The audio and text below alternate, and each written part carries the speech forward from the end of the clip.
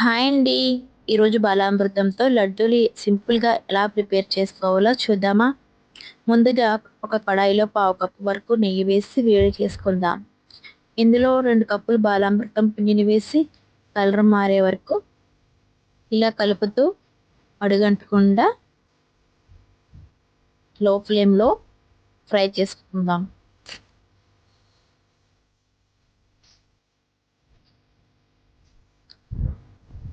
ఇందులో అరకప్పు వరకు బెల్లం వేసి మిక్స్ చేసుకోవాలి.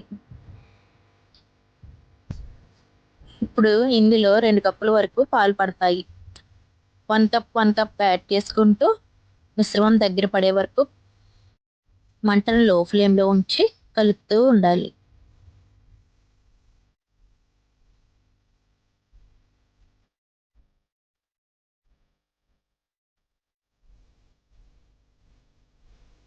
మరొక 2 స్పూన్ల నెయ్యి వేసుకొని మరొక 2 నిమిషాలు కలుపుతూ ఉండాలి.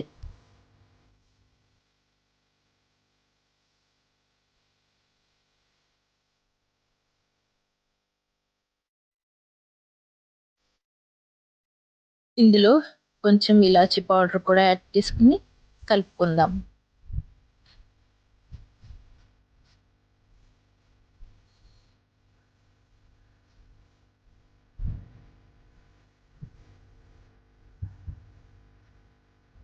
ఇప్పుడు రెసిపీ రెడీ అయినట్టే.